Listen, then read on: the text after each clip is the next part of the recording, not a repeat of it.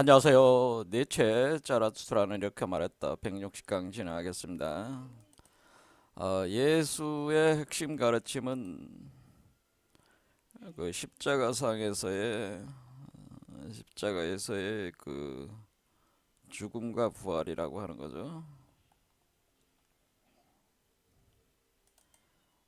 그래서 죽는 것은 바로 나라고 하는 죄악된 존재, 타락된 존재의 죽음을 얘기하는 거고, 이 죄악의 존재로서 죽고 그리고 그리스도인자로 다시 태어나는 부활 재생을 하는 것인데, 이런 과정에서요 십자가 메커니즘이 작동을 하기 때문에, 십자가 메커니즘이라고 하는 것은 신인합일을 의미하는 것이기 때문에, 그 신인합일을 통해서의 타락된 존재의 인간으로서 죽고 그리스도 인자로 부활 재생한다, 이렇게 이해를 하시면 정확하다고 하는 겁니다. 그래서 십자가라고 하는 상징은 신인아비를 표현해 주는 것이라는 거죠.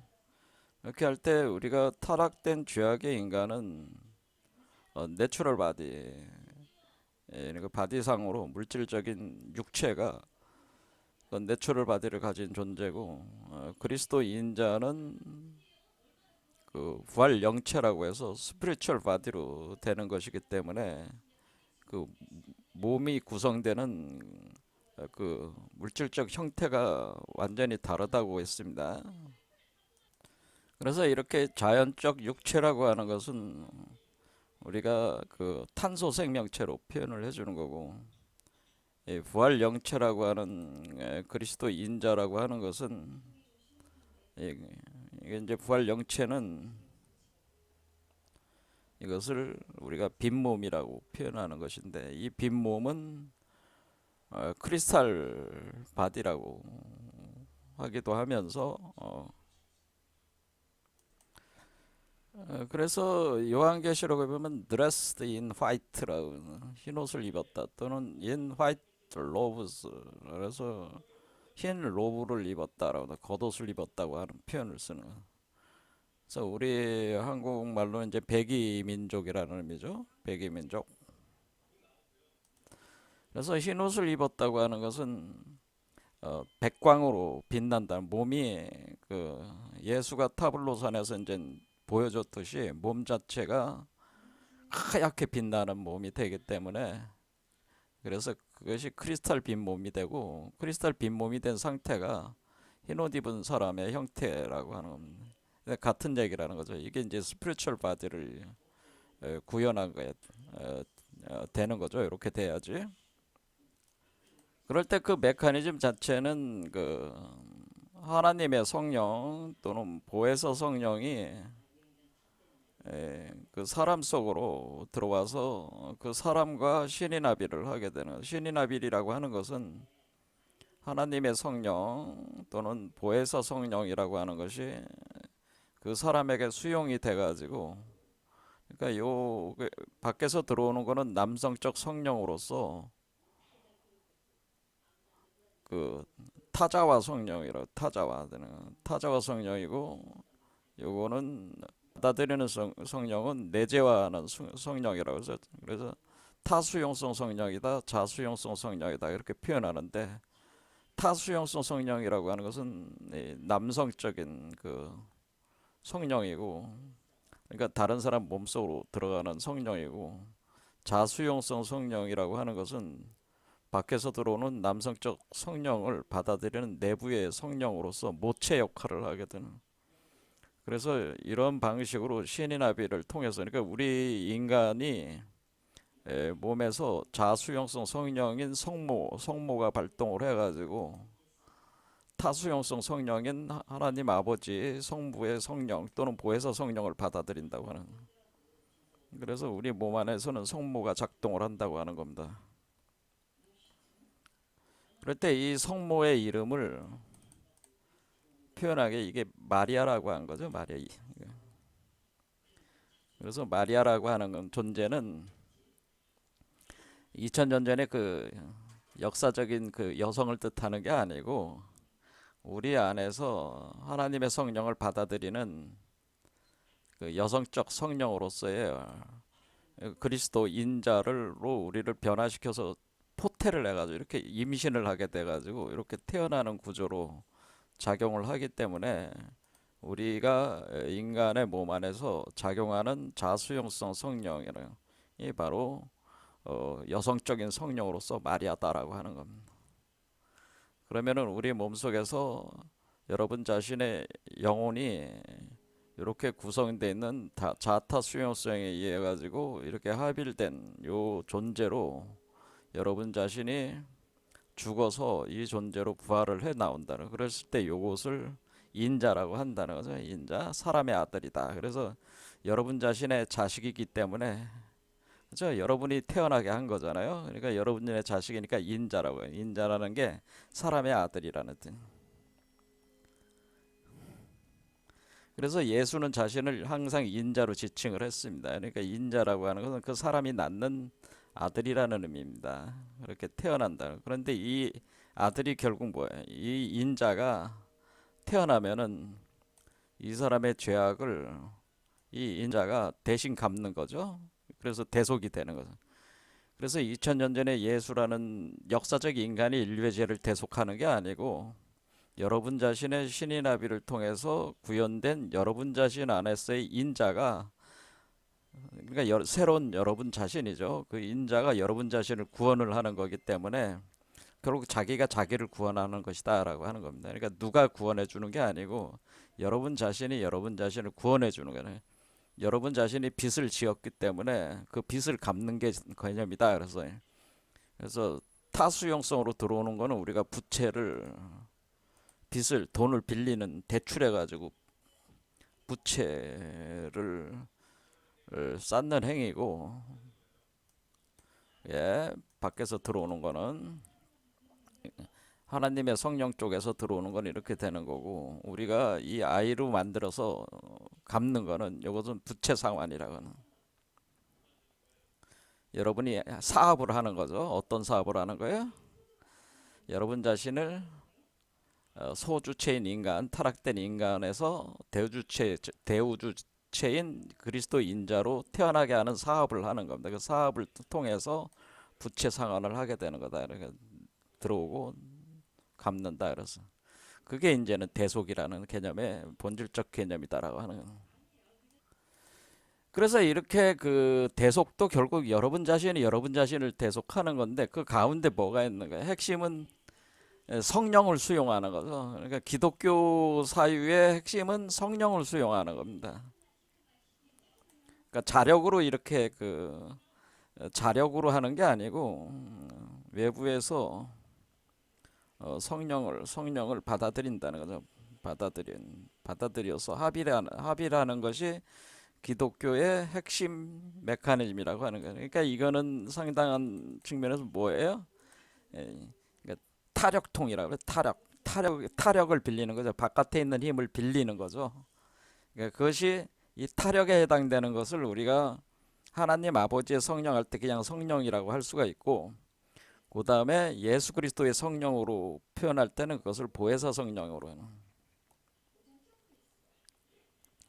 그러니까 예수 그리스도는 2000년 전에 나사렛 예수가 자신이 승천을 했기 때문에, 승천을 해서 보혜사 성령으로 지금도 작용을 하고 있다고 제가 얘기를 하는 겁니다. 그러니까 지금 예수 그리스도는 지금 왕 노릇을 하고 있는 거예요. 그래서 사실상 지금 현재가 바로 천년 왕국 시대입니다.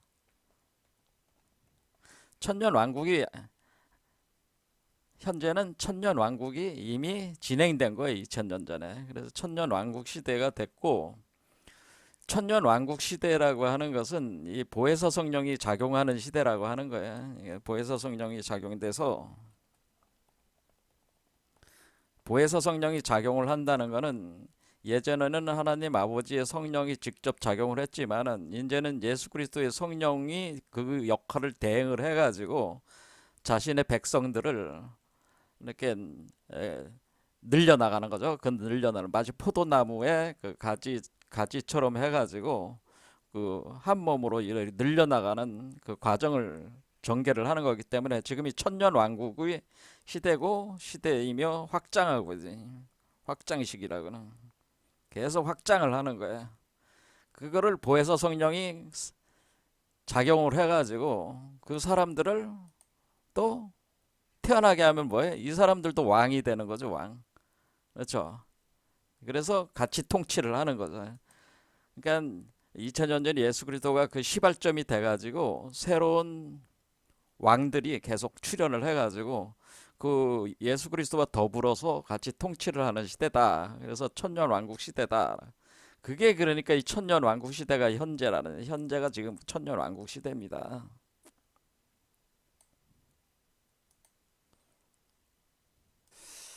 그렇게 할 때 우리는 여기서 십자가상에서의 죽음과 부활 재생은 각 사람에게 각각 일어나는 개별적 사건으로 이제 이벤트가 일어나게 되는데 그렇게 일어나게 될 때 그 사람은 죽어서 다시 태어나야 되잖아요.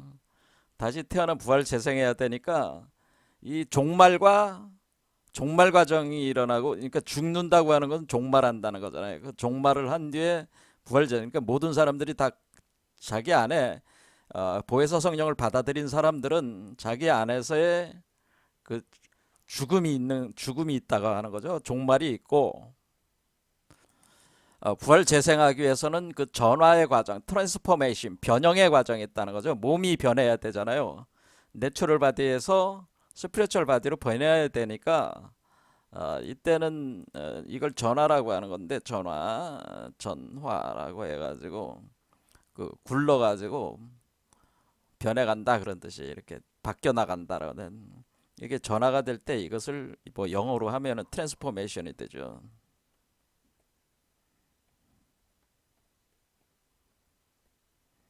트랜스포메이션 한다는 거는 변형된다고 하는 거죠. 그러니까 내추럴 바디가 스피리추얼 바디로 변화되는 과정이 일어나니까 이 변화되는 것이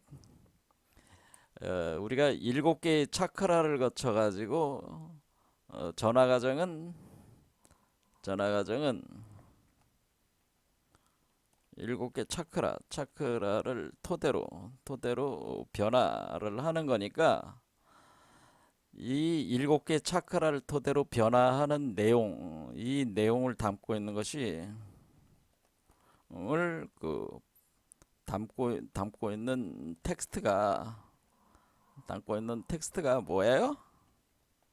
바로 요한계시록이라고 하는 거예요. 그래서 요한묵시록이라고 하는 것은 그 보혜사 성령인 예수 그리스도의 성령이 여러분 몸속에 들어가서 여러분들을 변화시키기 시작하는데 그것이 여러분의 몸에 있는 그 특정 지점 7개의 지점이 차크라인데 그것이 7교회로 돼 있다는 거죠. 그래서 7교회로 돼 있는 7개의 차크라 그게 바로 7촛대란 말이에요. 그러니까 여러분 몸속에 그러니까 여러분의 몸이 성전이란 말이에요. 성전 안에 7그 등잔이 있는 촛대가 있는 걸로 돼 있잖아요.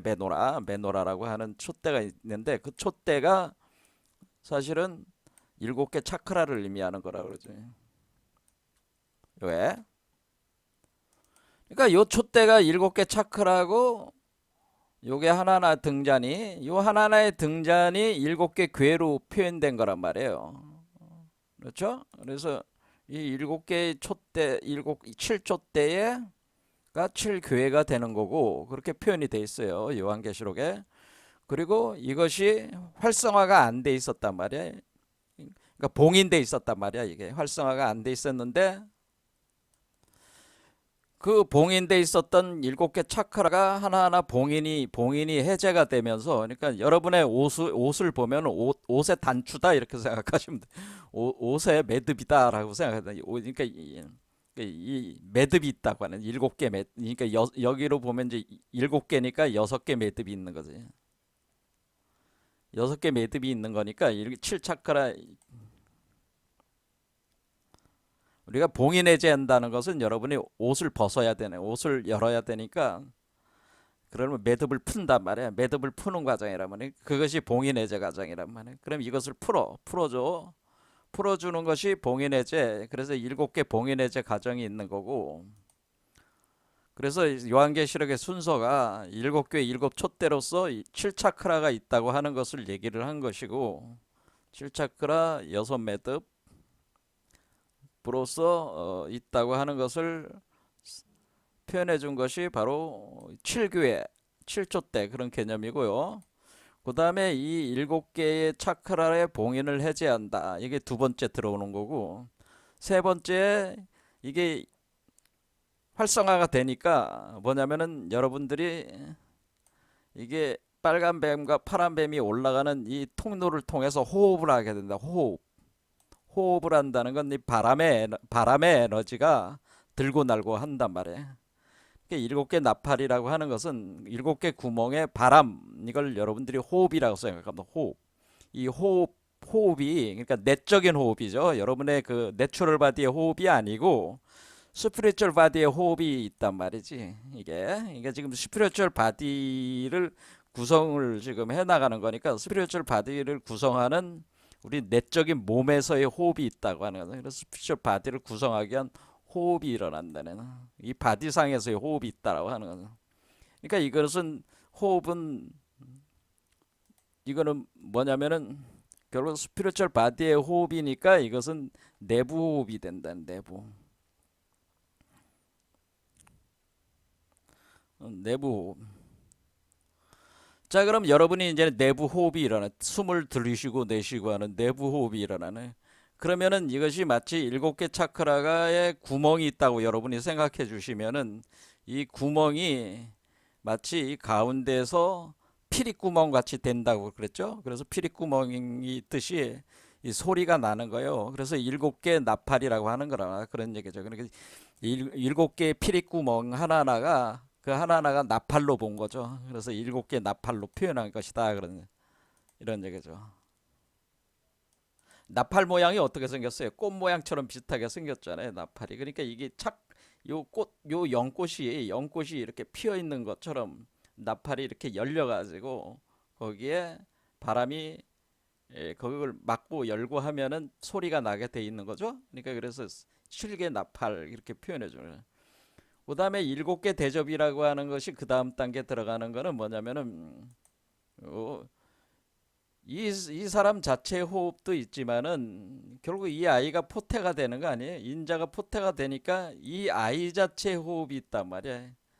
그래, 이 아이 자체의 호흡을 미세호흡이라고 하는 거예요. 미세호흡. 그러니까 또 여기에 미세호흡을 일으키는데, 그러니까 호흡도 내부 호흡이 있고 미세 호흡이 있어요. 바람이라고 하는 작용이. 그럴 때 이거를 포태하고 있는, 포태하고는 요 알 자체가 7개 대접에 해당된다고 하는 거죠. 요것이 요 가운데의 그 길을 따라서 이것이 이렇게 상승해 가는 거기 때문에, 요걸 7개 대접이 7개 차크라를 거쳐서 올라가는 거란 말이에요. 이렇게 올라가서 태어나는 거니까 요 대접에 준해 가지고 이 변화의 이치를 설명한 게, 7개 대접을 가진 7천사가 와가지고 각종 재난을 쏟아붓잖아요. 그러니까 그게 이제는 요걸 얘기를 하는 거라. 7대접은 인자를 담고 있는 자궁을 얘기한다는 거죠. 인자가 포태된 자궁을 7개 대접이라고 표현을 하는 것이다. 그래서 그것에 안에서 또 미세호흡이 있다라고 하는, 이 아이 자체에 미세호흡이 있다. 이것을 보통 미세호흡이라고 하기도 하고, 이거 아이가 하는 호흡이기 때문에 태식호흡이 있다고 하는 거예요. 그래서 우리가 이렇게 호흡도 외부 호흡이 있고 내부 호흡이 있고 미세 호흡이 있고 이렇게 과정을 거쳐 나가는 거예요. 그래서 이거를 잘 이해를 해야지만이 알 수가 있는 거죠, 이게. 그러니까 이거를 담고 있는 게 요한계시록이니까, 요한계시록을 이해를 하려면은 이 메커니즘을 이해를 하는 사람이 요한계시록을 해석할 수가 있는 거지. 이 메커니즘을, 그러니까 이게 뭐라고 그래야 돼? 요한계시록을 해석할 수 있는 사람은 어떤 사람이 할 수가 있는 거야? 요한계시록은 이 변화의 메커니즘을 정통한 사람이야 할 수 있다라고 하는. 근데 이런 이 변화의 메커니즘, 이렇게 몸이 변화하는, 내추럴 바디에서 스피리추얼 바디로 변화하는 그런 메커니즘을 상세히 아는 사람이 지금 뭐야? 지금 기독교에 없어. 거의 국내에는 아예 없어. 외국에는 뭐 어떤 사람이 있는지 모르겠지만은 기독교계에 없단 말이야. 기독교계에 어떤 학자나 신부 또는 뭐야, 우리 여러분들이 목사 같은 사람들을 보라니, 신부 같은 성직자들도 너 모른다라고. 아무도 몰라. 아무도 모른다라는. 아무도 모른다. 그러니까 아무도 모르니까 완전히 무지한 상태에서 이걸 해석들을 하고 있는 거야. 지금 요한계시록 지금 시중에 나와 있는 책들은 전혀 이 이치를 모르는 사람들이 해석을 한 거기 때문에 엉뚱한 해석을 자꾸 하는 거예요. 자꾸 그 어떤 그러니까 이 사람들이 해석을 할 때 뭐예요? 이 내추럴 바디가 적용되는 현재 우리의 외부 세계에서 일어나는 정치적, 그러니까 이 사람들이 아무것도 모르니까, 내적인 변화를 모르니까 이 요한계시록 내용을 뭐로 줄여? 정치, 경제, 현실에 적용해서 해석을 자꾸 한단 말이야. 그렇게 되겠죠. 뭐 적그리스도가 무슨 적그리스도의 최후 적그리스도 뭐 중국이라느니 미국이라느니 이런 나라로 이렇게 해석하는 경우도 있고, 각종 경제적인 어떤 그 정치적인 어떤 그런 무슨 뭐 또는 어떤 세계 재난들 같은 거 있잖아요. 그 어떤 각종 전염병이라든가 또는 어떤 그 기후 변화라든가 이런 걸로 위주로 이렇게 적용해서 이렇게 해석을 하는 건데, 이거는 뭐예요? 표면적 해석이지. 그냥 어떤 표면적인 해석에 불과한 것이고 본질적이지 못하다고 하는 거지. 말단적 해석이라고 하는. 그러니까 답이 없는 거지. 그거는 그렇게 해서 인류 그런 해석들이 무슨 도움이 된다는 거예요. 아무런 무의미한 해석들이야. 그냥 뭐야, 그냥 소란스럽게 하는 해석들이야. 그러니까 자기도 모르니까 뭐야, 그냥 아는 척하는 거지. 아는 척하면서 그냥 표면적 해석을 계속 해야 되니까 사람들에게 불안과 공포를 불어넣으면서 어때요? 당장 내일 망할 것 같이 이렇게 사람들을 선동하게 되고, 그런 것들이 대표적인 거 뭐예요? 휴거 같은 게 휴거론자들이 그러지. 마치 뭐 하늘로 이렇게 들어올려진다고 이렇게 생각해. 그렇죠? 인류 종말 때 예수가 하늘로 구름 위로 들어올린다. 그래서 실제적인 세계에서의 하늘로 들어올려진다. 이런 식으로 사람들을 선동하는 휴거론자들의 선동이 있다는 선동. 또는 뭐가 있어요? 장막성전 교회 같은 것도, 장막성전 같은 것도 뭐예요? 장막성전을 주장하는 사람들, 장막성전이라고 하는 건 우리 몸 자체가 장막성전이요. 그런데 그 뭐 따로 장막성전이 있는 것 같이, 따로 교회가 있는 것 같이, 그런 식으로 그래서 자기들이 무슨 구원을 하는 것 같이, 그런 그 완전히 그 제가 볼 땐 쓰레기 같은 해석들이란 말이에요. 그게 장막성전이라고 하는 거는 우리 몸의 구조를 얘기하는 거예요. 장막성전이라는 건 우리 몸 자체가 움직이고 있잖아요. 그러니까 움직이고 있는 거니까 우리 몸이 성전인데, 우리 몸이 성전이란 말이에요. 근데 움직이잖아요. 움직여 다니니까 우리 몸이 장막 성전이에요. 근데 우리 몸에서 뭐예요? 전쟁이 일어나고 있잖아요. 그러니까 우리 몸이 장막 성전이야. 그럼 우리 몸에 성소도 있고 지성소도 있는 거예요. 요게 성소고요. 요게 지성소고, 요 자궁 안에 있는 게 지성소입니다. 이게 지성소고, 그다음에 이 지성소를 포태하고 있는 모체를 성소라고 하는 겁니다. 우리 몸이 요거를 성소라고 하는 겁니다. 성소, 지성소가 다 뭐예요? 성소도 지성소도 다 우리 몸 안에 있는 거란 말이야. 그래서 교회라고 한 거란 말이야. 7교회. 7개 차크라를 7교회라고 하는 건 뭐야? 7교회라는 게 성전이란 뜻. 교회가 성전이잖아. 그렇죠? 그러니까 우리 몸 자체가 교회란 말이야, 사실은. 왜 교회? 보혜사 성령이 들어와서 작용하고 있으니까 교회지. 성전이 되지. 그래서 우리 몸 안에 성소가 있고 지성소가 있는데, 그래서 우리 몸 자체가 장막성전인데, 장막성전이 뭐 따로 있는 걸로 이렇게 헛소리들을 자꾸 한다네. 그러니까 이게 이치를 모르면은 어떻게 돼? 이치를 모르는 사람들은 결국 표면적 해석을 하게 되고, 거기에 그 일종의 그 세뇌된 사람들, 홀린 사람들은 어떻게 돼? 거기 따라가게 되는 거죠. 뭐 따라가게 돼서 다 같이 망하는 거야.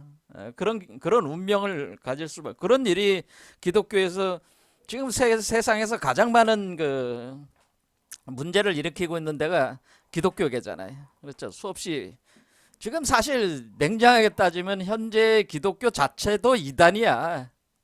근데 그런 사람들 뭐 장막성전이나 우리가 휴거론자를 제가 이제 비난하기도 좀 못한 게, 아니 진짜 이 기독교라는 것 자체가 지금 이단이기 때문에, 그러니까 예수가 가르친 핵심 가르침을 아는 사람이 없으니까 가르치는 모든 내용들이 다 뭐야?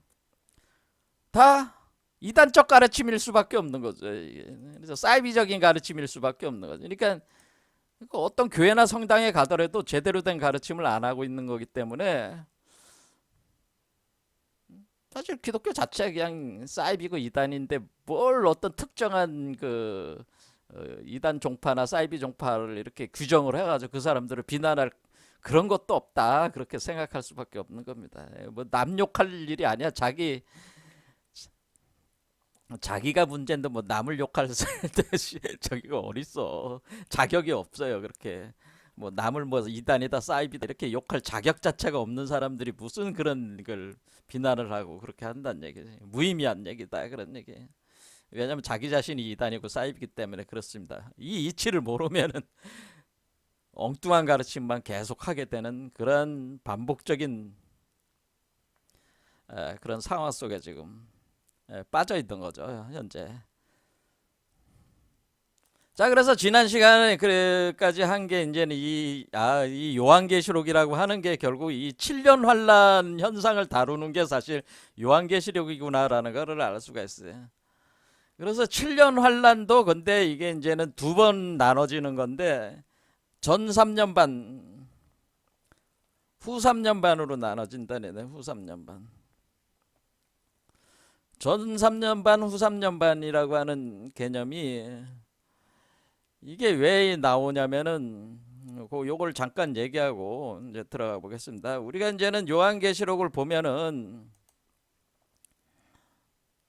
요한계시록 11장, 12장, 13장 이 내용을 쭉 보면은 두 증인이 나오네. 두 증인이. 그런데 여기에 두 증인이 있는데, 이 두 증인을 가리켜서 뭐냐면은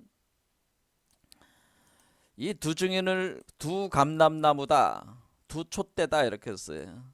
그래서 두 증인은 내가 나의 두 증인에게 권세를 주는데, 그 두 증인은 주 앞에 서 있는데 이 두 증인은 두 감람나무고 두 촛대다. 두 증인, 두 감람나무, 두 촛대. 자, 그러면 우리가 이제 두 증인은 두 감나무 두 촛대라고 얘기했는데, 이 두 증인이 누굴까요? 이게 이제 해석이 안 되는 거지. 이런 걸 해석을 못 하는 거지. 기존의 기독교 그 신부나 목사들이 이런 걸 해석을 못 하는 거지. 할 수가 없는 거예요. 왜냐면 이 메커니즘을 모르면은. 두 증인이라고 하는 것은, 공부를 좀 한 사람들이 이런 그림에 많이 익숙할 겁니다. 좀 이쪽 방면에 공부한 사람은 요 두 사람이 두 증인이에요. 하나는 남자, 하나는 여자잖아요. 근데 이게 지금 몸이 하나가 돼 버렸잖아요. 몸이 하나가 돼 있다고 하는 거는 이 두 개가 양성동체로 지금 가나 하나로 합의를 하고 있는 개념이라는 거예요. 여기 그 뱀이 지금 두 마리가 꼬여 올라가고 있죠. 여기 그다음에 새의 날개가 있죠. 똑같은 이 개념이잖아요. 이렇게 할 때 두 증인은 이 두 사람을 얘기하는 거죠. 이 두 사람. 이 두 사람은 뭐냐면은 여기로 보면 이 빨간 뱀이 요 남성, 파란 뱀이 여성을 뜻하는 겁니다. 그래서 사실은 요게 아담, 이브를 의미하는 거예요. 이게 원래 두 증인 개념이란 말이에요. 그러니까 그 아담의 에너지와 이브의 에너지. 그것이 아담이 양의 에너지고 이브가 음의 에너지죠. 그러니까 아담은 태양이고 여기 태양이 그려져 있잖아요. 이브는 달이다 그 얘기. 이브는 달이기 때문에 태양과 달의 에너지. 그러니까 태양과 달로 이렇게 표현돼 있잖아요. 그러니까 이 두 증인이 이렇게 됩니다. 두 증인인데 왜 두 감람나무라고 하겠어요? 이 두 증인이 사실은 두 증인이 나무로 치면은 이렇게 이게 지금 지식의 나무와 생명나무라. 그래서 지식의 나무는 남성, 생명나무는 여성을 의미하는 거란 말이에요. 그러니까 두 개의 나무가 에덴 동산 중앙에 있었잖아요. 그러니까 이 두 감람나무라고 하는 거는 하나는 지식의 나무를 얘기하는 거고 하나는 생명의 나무를 얘기하는 거예요. 그걸 감람나무 두 개의 감람나무를 표현을 한 거야. 그러니까 두 개의 감람나무는 하나는 지식의 나무, 하나는 생명나무다 그런 얘기예요. 그렇죠? 두 증인은 아담과 이브다 그런 얘기예요. 에덴 동산으로 다시 돌아온 겁니다. 이렇게. 그럼 두 촛대라는 거는 뭐겠어요? 마찬가지로 촛대도 이 지금 촛대 자체가 이렇게 하나의 촛대로 돼 있지만은 사실은 이 여성적인 촛대와 남성적인 촛대 두 개가 합한 거란 말이야 이게. 그렇죠? 남성과 여성의 그 촛대가 이렇게 여기서 7개가 올라가고 여기도 7개가 올라가서 가운데 하나가 나오는 거란 말이야. 이렇게 합해져 가지고 이렇게 나오는 거기 때문에 그때 우리는 뭐예요? 요 촛대와 요 촛대를 얘기를 하는 거죠. 이게 똑같은 개념이지 이게. 그렇죠? 자, 이걸 얘기를 그러니까 우리가 두 증인, 두 감나무, 두 촛대는 궁울영부 빈몸 활성화 메커니즘을 설명하는 것이구나라는 것을 바로 파악을 할 수가 있는 거지. 이거를 모르면 이걸 해석을 못하는 거야. 이거는 결국에는 우리가 에덴 동산으로 다시 회귀에 들어가 가지고 거기서 생명나무 열매로 지식의 나무 열매인 선악과의 독을 소멸시켜서 생명나무의 과실로 만들어서 영생의 과실로 만들어서 먹어가는 이 개념이니까 이것은 궁울영부 빈몸 활성화죠. 활성화 과정을 의미를 하는 겁니다. 이걸 모르면 이거 해석이 안 되지. 그렇죠? 그래서 이 두 증인이 뭐냐면은 두 증인에게 권세를 주는데 하나님께서 그들의 굵은 베옷을 입었다라고 하는 것은 뭐야? 죽었다는 뜻이잖아. 누가 죽었어? 누가 죽었어? 누가 죽었어?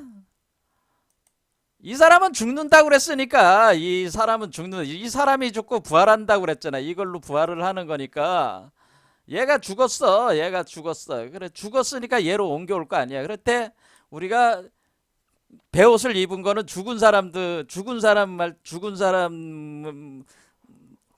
저기 해놓고 거기서 곡하는 베옷을 입고 곡하는 게 그게 장례하는 방법이잖아. 장례식 지내는 방법이잖아. 그런 개념. 그래서 베옷을 입었다고 하는 거예요. 이게 1260일을 예언한다라고 할 때 이게 1260일이라는 게 여기서 이제는 3년 반이 나오는 거란 말이에요. 1260일은 우리가 한 달이 30일로 따지면 한 달을 30일로 보면 이게 뭐예요? 3년 반이 나온다. 이것이 42개월이 나오고 이게 42개월이고 이게 3년 반이 나오니까 3년 반 동안 예언을 한다. 그 다음에 3년 반을 예언을 하고 나서 그 다음에 이들이 죽어요. 그래서 누구한테 죽냐면은 이 두 감나무 두 촛대 이 존재들이 이제는 두 촛대 이 두 증인이 죽게 되는데 이 두 증인도 죽는다 이거지. 죽어서 부활한다 이게. 죽어서 여기서 이제 부활해요. 그때 어떠냐면 무적행으로부터 올라오는 짐승이 그들과 더불어 전쟁을 해가지고 그들을 이기고 그들을 죽인다 이렇게 돼 있다. 그런데 뭐냐면은 이 죽은 이들이 다시 어떻게 했냐면은 다시 살아나. 3일 반 후에 하나님께로부터 생기가 그들 속으로 들어가며 그들이 발로 일어서서 구경하는 자들이 크게 들어요. 3일 반 후에 다시 살아나.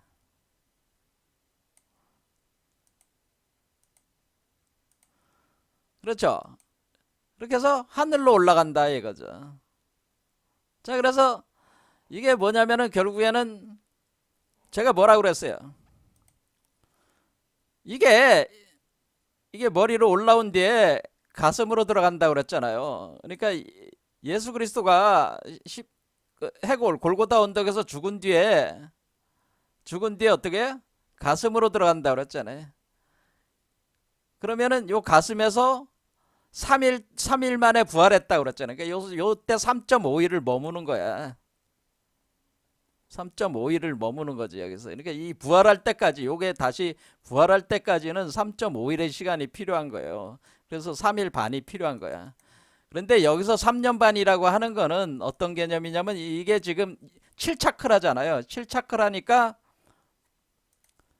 아래쪽에 3.5년이 있고, 그렇죠? 3년 반. 그 다음에 위쪽에 3년 반 하면은 3.5년 하면 두 개를 합하면 7년이 되잖아요. 두 개, 7년. 그래서 지금 1, 2, 3, 4반까지가 3.5년이고 4반부터 7까지가 또 3.5년이고 그래서 합해서 7년이 되는 거야. 왜 그 어리를 기준으로 한 거야? 요 가슴 차크라를 정중심으로 해가지고 이걸 보는 거란 말이에요. 이렇게 해가지고. 그래서 뭘로 보는 거겠어요? 이렇게 봐서 이걸 전 3년 반이고 여기가 아래쪽에 전 3년 반. 여기는 후 3년 반이 된다는. 후 3년 반이 된다. 이렇게 되는 거예요. 이렇게 해가지고 7년이 되는 겁니다. 그리고 여기서 무덤으로 요 가슴 착할에서 무덤으로 들어갔을 때 다시 부활해서 살아나오는 게 3.5일이 걸립니다. 여기서. 그래서 3일 만에 부활해서 나온다라고 하는 겁니다. 이게.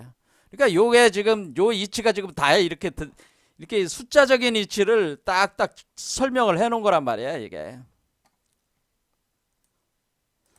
그러니까 이게 7개 차크라를 3.5, 3.5씩 나눈 거구나. 그래서 아래쪽을 가슴 차크라를 정중심으로 봐가지고 아래쪽을 3년 반, 위를 3년 반으로 본 거구나. 이렇게 하면 그래서 7년인 환란의 개념이 성립되는 거야. 그러니까 이 7개 차크라를 거쳐 나가면서 작용을 이렇게 일어나는구나 할 때 이게 계속 반복돼서 나온단 말이야. 1260일을 예언하리라. 요한계시록 11장에 나오고요. 그 다음에 그러니까 요거 이렇게 나오고 요한계시록 12장에는 뭐라고 나오냐면은 여자와 용이 나온단 말이에요. 자, 11장 봤죠? 11장에서 두 증인 두감나무 두 촛대 딱 개념 잡으셨죠? 이게 그러니까 우리 안에 있는 궁을영부 빈몸 활성화 메커니즘을 설명하는 거예요. 11장은. 12장은 그 여자, 해산하는 여자가 아이를 배워서 해산하는 여자가 나오는 거야. 그러면 뭐예요? 이 사람이 여자라고 그랬잖아. 성모 마리아 역할을 하잖아. 그 다음에 요건 아이잖아. 그렇죠? 요 두 개 가지고 이제 설명하라는 거죠. 두 개 가지고 설명하는 개념이구나, 이게는. 그래서 여기서 용이 어떻게 하는 거야? 용이 붉은 용이 있어가지고 이 아이를 잡아먹으려고 그래. 여자 앞에서 용이 해산하려는 여자 앞에서 그가 아이를 해산하면 그 아이를 삼키고자 한다 하는 거니까 제가 뭐라 했어요? 이 두 마리 뱀이 꼬여 올라가면 이게 뭐 마치 하나의 나무를 타고 올라가는 이 용뱀이 돼가지고 이게 올라가니까 얘를 잡아먹으려고 한다라고 하는 거죠. 잡아먹으려고. 이게 잡아먹으려고 딱 태어나면 잡아먹으려고 하는데 이렇게 올라오는데 얘도 올라오고 얘도 올라오면서 뱀도 올라오고 있는 거죠. 잡아먹기 위해서. 그러면 이 뱀이 잡아먹어버리면 얘를 잡아먹으면 다시 뱀 속에 갇히는 거예요. 이렇게 이 안으로 다시 갇혀버리는 거야. 그러니까 지금 잡아먹지 않기 위해서 지금 저기 싸우고 있는 거죠. 미카엘하고 이제 싸우고 있는 거란 말이에요. 때 여기서 그 여자가 그 아이를 양육하기 위해서, 그러니까 뱃속에서 키우기 위해서 그런 겁니다.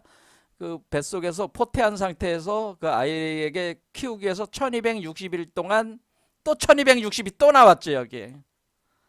그렇죠. 이게 1260이라는 말이 나오잖아요. 이게 앞에 제가 드린 말씀은 앞에 1260일을 예언한다 이런 표현이 있잖아요.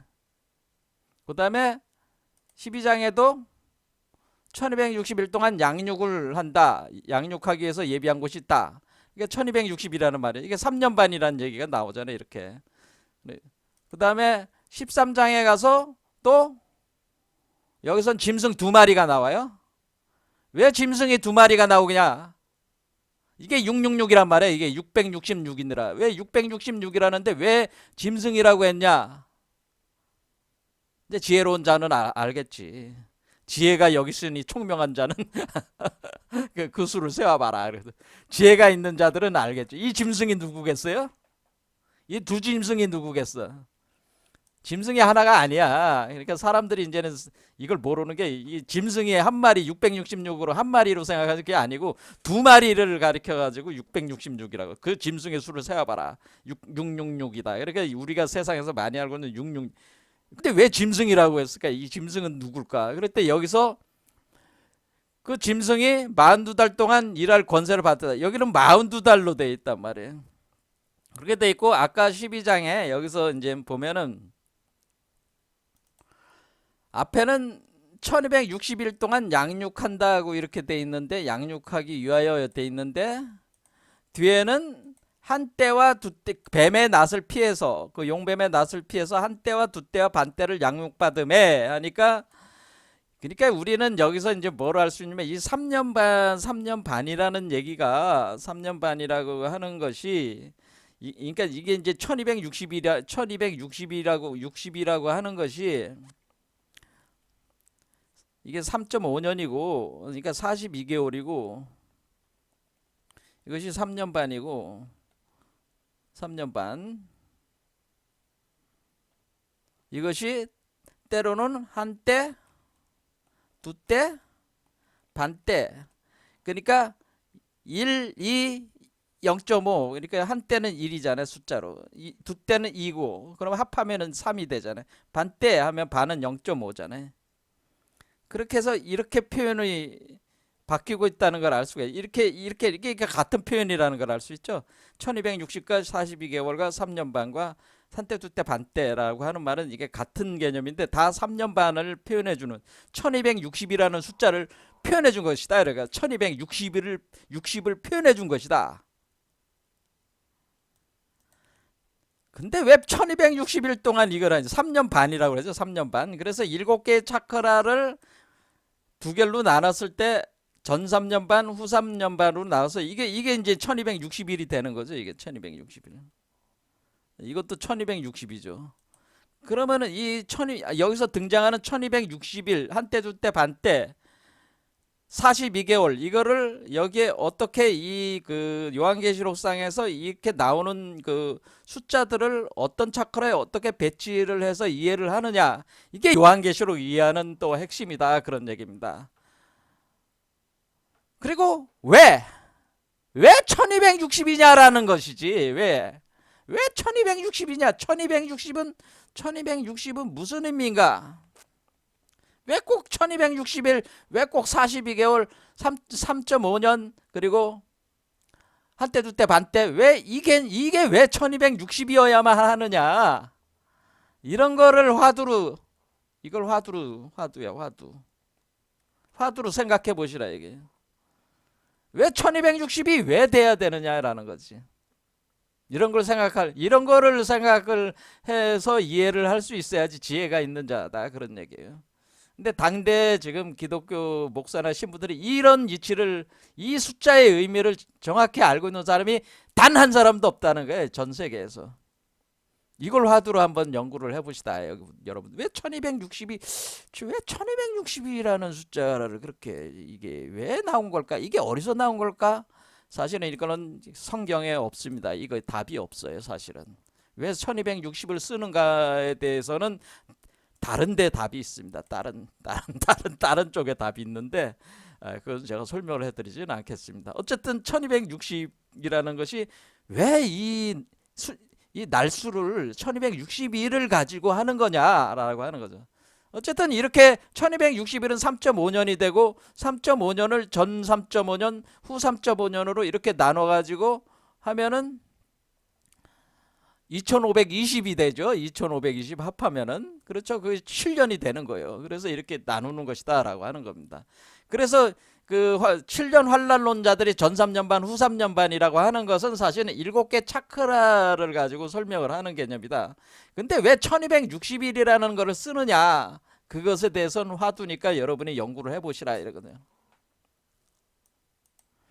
그러니까 뭐 성경에 이렇게 써 있으니까 이렇게 저렇게 된 거 아니냐 뭐 이런 식으로 하는 건 다 개소리고요. 왜 그러느냐를 알아야 돼. 왜 1260이어야만 하느냐.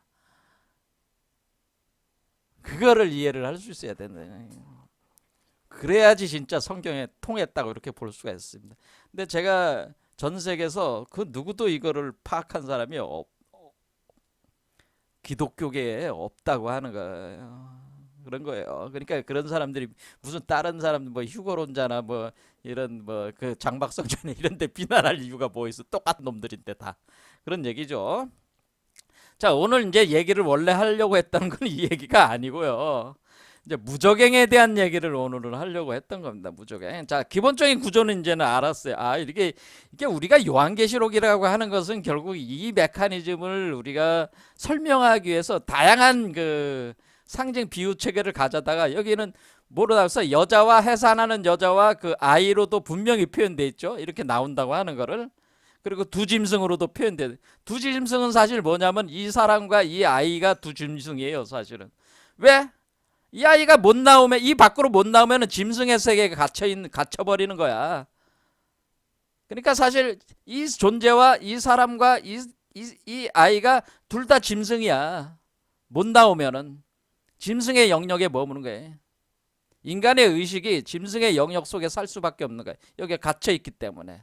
그런 거죠. 그런 얘기.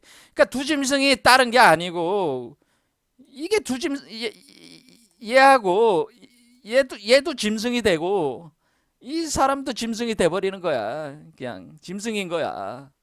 그러니까 뭐 다른 존재들이 아니라 그 얘기예요. 이 메커니즘을 설명하기 위한 상징 심볼 체계다 그런 얘기입니다. 그러니까 이 메커니즘을 궁울영법 빈몸 활성화 메커니즘을 알아야지만이 요한계시록을 풀 수가 있다고 제가 재차 계속 얘기를 하는 겁니다. 자 그러면 우리가 오늘 이제 보려고 했다고 하는 거는 무적행에 대한 거를 또 파악을 정확하게 해야 됩니다. 예, 무적행이라는 게 여기 무적행 여기 있죠. 무적행.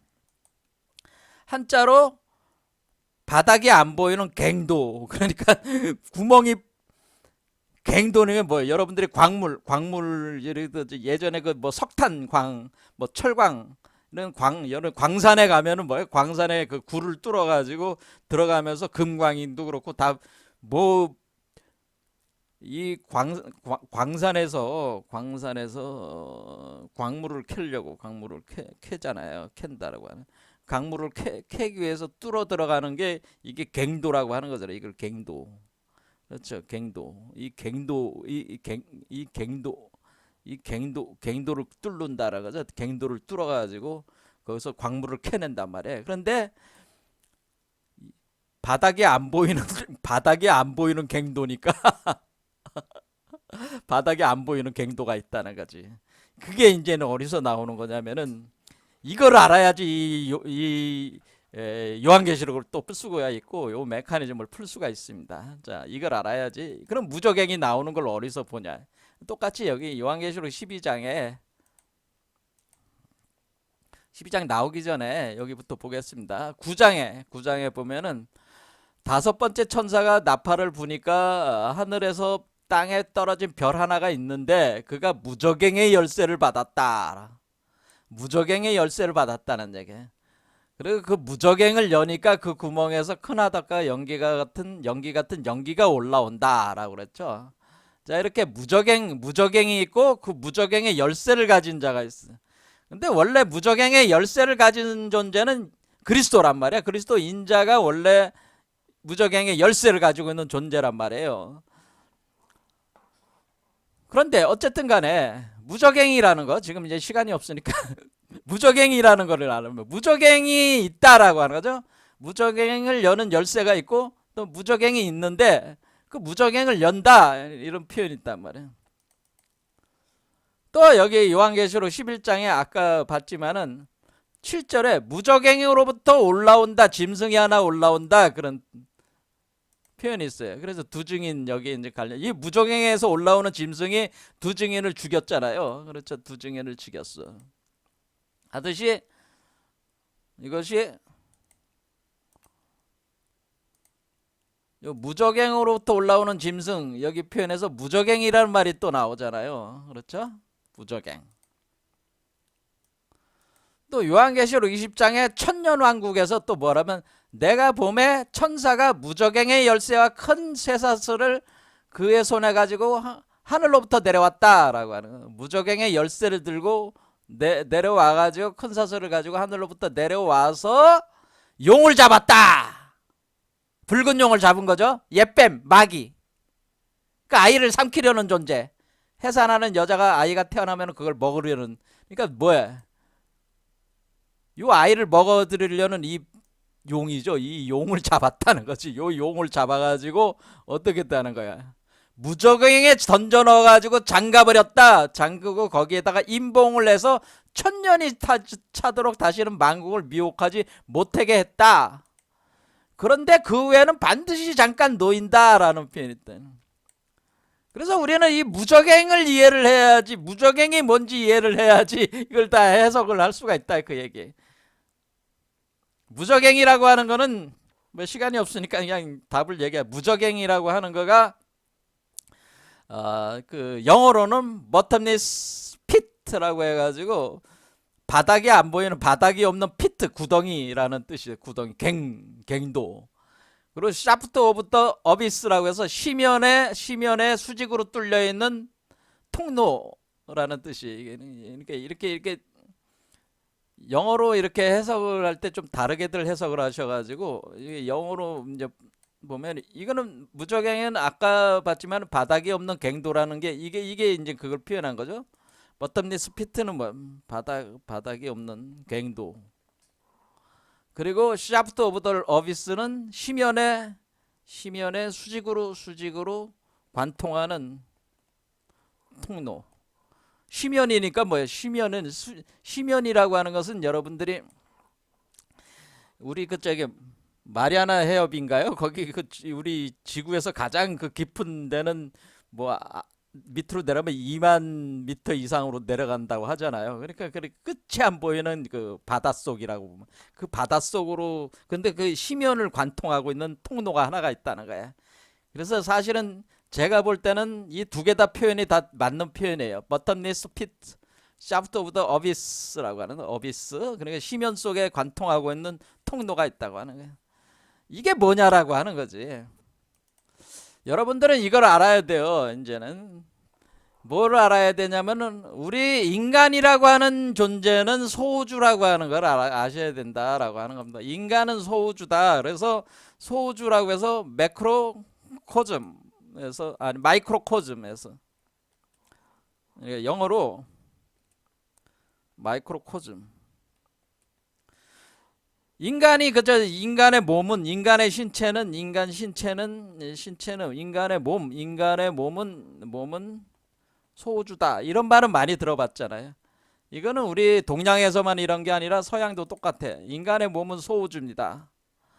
소우주인데 어떻게 돼 있는, 소우주의 구조가 어떻게 돼 있냐면은 우주란 말이야. 그러니까 소우주는 대우주와 동일한 형태라는, 대우주와 같다라고 하는 그 형태는 같아. 대우주와 형태는 같은데 인간의 몸 자체가 소우주다, 그런 얘기.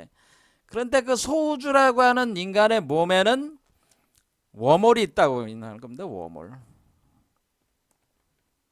인간의 몸에 워몰이 존재한다고 하는 겁니다. 인간의 몸에 존재하는 이 워몰이 바로 무저갱이라고 하는 겁니다. 무저갱. 인간의 몸에 워몰 무저갱이 있습니까? 무저갱이 있는 거예요. 그게 뭐냐면 이 가운데 제가 구멍이 뻥 뚫려 있다고 그랬잖아요. 누차 얘기했잖아요. 이 가운데 구멍이 뻥 뚫려 있다고 그랬잖아요. 그렇죠? 이렇게 이 차크라를 이렇게 꿰는단 말이에요. 차크라를 꿰고 있는 요 통로가 요게 바로 무저갱이다 그런 얘기죠. 이해가 되시죠? 자, 그럼 무저갱이 이게 그러니까 무저갱인데 이게 워몰이니까 물질이 들어오는 그러니까 워몰이라는 건 우리가 과학적인 언어로 아인슈타인 로젠브리츠라고 하는 거예요. 그럴 때 우리가 워몰이 있으면 이제 블랙홀이라고 하는 데가 있을 것이고 블랙홀 쪽이 있고 이쪽 아래는 블랙홀 쪽이고 위는 화이트홀이에요. 이런 얘기 처음 들어보셨을 거예요. 저 기독교인들은 요 심장이 바로 워몰이에요. 그러니까 심장이 사실 뭐 하는 곳이야? 블랙홀에서 화이트홀로 바뀌는 지점이 심장이라는 거지. 심장 차크라라는 거지. 그렇죠? 무슨 말씀인지 아시겠죠? 블랙홀 워몰 또 화이트홀 블랙홀. 그러니까 블랙홀에서 화이트홀로 바뀌는 점이 심장이고 화이트홀에서 블랙홀로 바뀌는 점도 심장이다 하는 거예요. 그러면 요 화이트홀 쪽으로 나가는 게 하늘이고 그러니까 이 우주니까 하늘로 올라가는 거고 이거는 땅으로 되는 거예요. 그래서 이걸 구조를 이렇게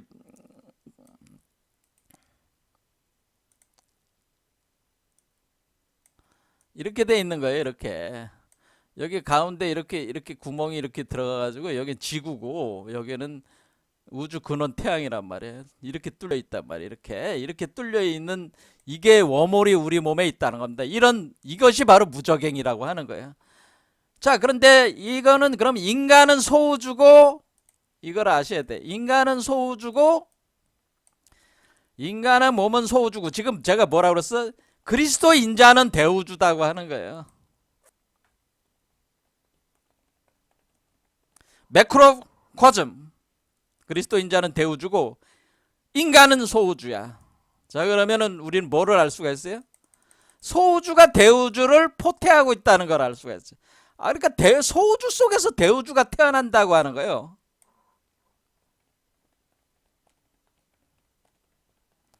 자, 소우주 속에서 대우주가 태어난다 하면 여러분들이 대우주를 여러분 자신의 몸에 여러분의 대우주가 있다고 하는 거죠. 여러분이 소우주니까 여러분 몸에 대우주가 있어. 대우주 알이 있어. 이게 대우주야. 이게 대우주야. 어떻게 그런 일이 가능합니까? 이게 이 차원에 들어오면은 그런 일이 다 가능합니다. 이거를 알아야지 그 성경 다 풀 수가 있어요. 이거 모르는 상태에서는 성경 못 풀어. 백날 읽어봐도 성경 못 알아. 그러니까 제 말을 그냥 믿어요. 모르겠으면 그냥 믿어. 우리 몸 안에 대우주가 있어. 그래서 대우주가 태어나는 거야. 그럼 대우주가 얼마나 크겠어요. 여러분이 눈을 딱 들어서 그냥 우주를 바라봐. 여러분들이 뭐 시골에 내려가가지고 거기 밤하늘의 별들을 바라봐. 그 별들의 모든 그게 눈에 보이지 않는 그런 우주망원경으로 또 보이지 않는 그 모든 영역이 다 뭐야? 그 크기가 우리 몸속에 있다고 하는 거지. 그게 우리 몸속에 있다면은 우리 몸이 얼마나 더 크다는 얘기야, 사실은. 이 대우주보다 크다고 하는 얘기잖아요. 이 소우주가 대우주보다 더 크다는 얘기잖아. 지금 그렇게 돼버리면은 그렇게 된단 말이야. 그러니까 소우주보다 대우주를 담고 있는 소우주가 된다 그 얘기예요. 그래서 우리가 우리 몸에서 지금 이렇게 인간이 이렇게 그리스도 인자로 변화한다는 것은 소주체에서 대우주체로 변화한다는 건데 그 대우주체를 우리 몸에서 포태해서 키우는 거니까 우리 몸이 얼마나 거대한 우주라고 하는 거를 여기서도 알 수가 있습니다. 우리가 소우주라고 하는 우리 인간 자체가 엄청난 우주체라고 하는 건 그 중앙을 관통하고 있는 블랙홀, 웜홀, 화이트홀의 그 구멍을 그래서 바닥이 안 보이는 갱도라고 하는 겁니다. 자, 오늘 여기까지 하겠습니다. 감사합니다.